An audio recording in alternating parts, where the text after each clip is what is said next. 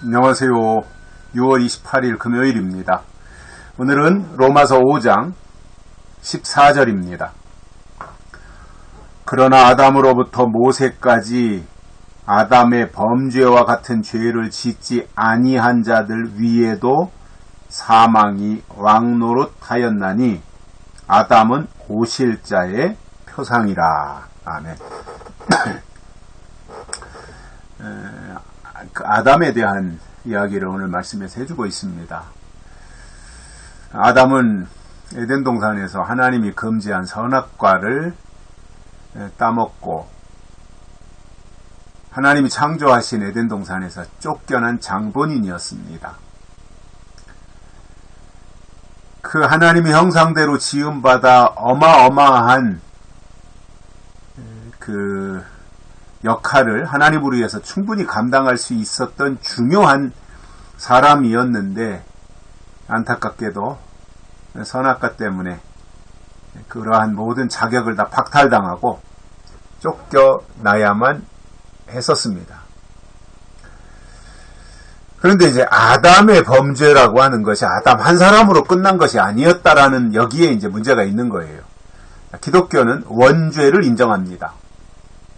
아담의 죄가 그 이후로 태어나는 모든 사람들에게 그대로 다 인정되는 형태입니다. 내가 죄를 범하지 않았어도 이미 조상인 아브라함의 범죄가 나에게 고스란히 계승된다, 유전된다라고 하는 그러한 내용이 되겠습니다. 내가 아무런 잘못한 것이 없는데 이미 죄인이라는 말입니다. 이게 원죄지요. 그러면 이제 그 바울은 이렇게 오늘 말씀하고 있어요. 아담으로부터 모세까지 아담의 범죄와 같은 죄를 짓지 아니한 자들 위에도 사망이 왕노릇한다. 아담에서 시작해서 모세에 이르기까지 사람들이 아담과 같은 범죄를 저지르지 않았다고 하더라도 그러한 사람들 위에서 사망이 왕노릇하였다 이겁니다. 그러니까 이건 뭐 빼도 박도 못하는 거죠. 그대로 인정과세가 되는 거, 인정과세. 세상 세무서 말로 한다면 그냥 인정과세하는 거예요. 그대로 아담의 죄가 물려받아진 거지요. 내 의지와는 상관이 없이 그 피가, 아담의 피가 그대로 이어져 온 거지요. 그러니까 어쩔 수 없이 그러한 범죄도 물려받게 되는 거죠. 그래서 처벌을 받게 되는데, 그 아담이 누구냐 하면 오실자의 표상이었다 이겁니다. 그럼 오실자가 누구예요? 예수님이죠. 하나님의 아들 예수님.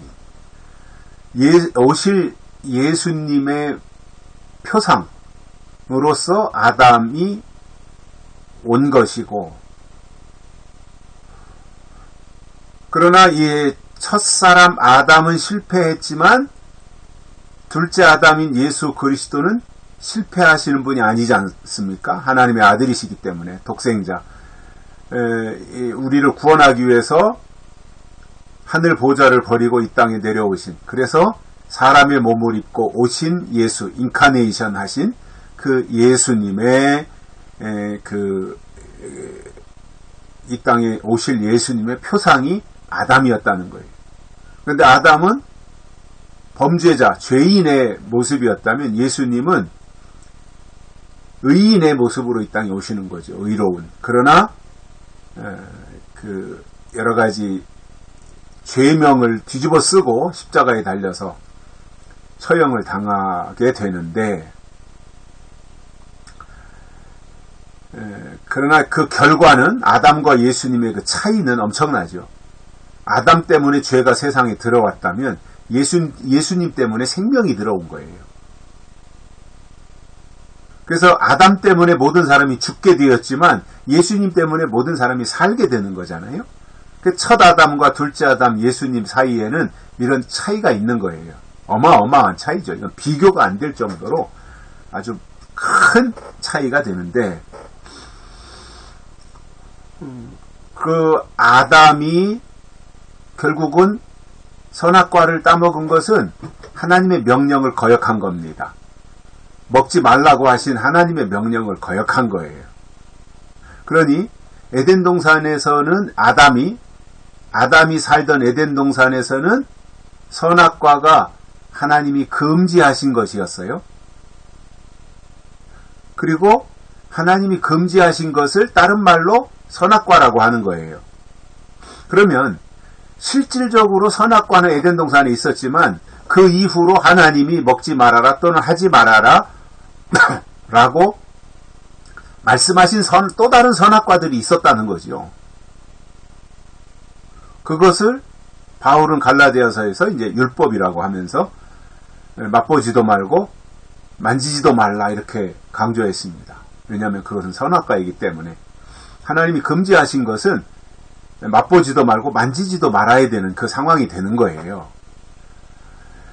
그래서 하나님의 사람이 누구냐 하면 하나님이 싫어하는 것을 나도 싫어하고 하나님이 기뻐하는 것을 나도 기뻐하고 하나님이 미워하는 것을 나도 미워하고 하나님이 사랑하는 것을 나도 사랑하는 것, 이것이 하나님의 사람인 겁니다. 그러한 자세를 가지고 그러한 마음가짐, 생각을 가지고 살아가야 되는 거죠. 그게 하나님의 사람들이 이 땅에서 가져야 될 태도이고 자세라는 겁니다. 그런데 이제 아담은 일단 실패자의 표상이고요. 그러나 오실 예수의 또 그 모델이기도 했고요. 그래서 이제 첫 아담은 실패했는데 그것을 둘째 아담인 예수님이 오셔서 승리로 이끌지 않습니까? 십자가에서.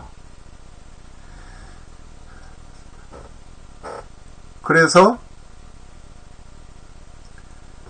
아담은 죄를 지었지만 둘째 아담 예수님은 죄가 없으신 분이고,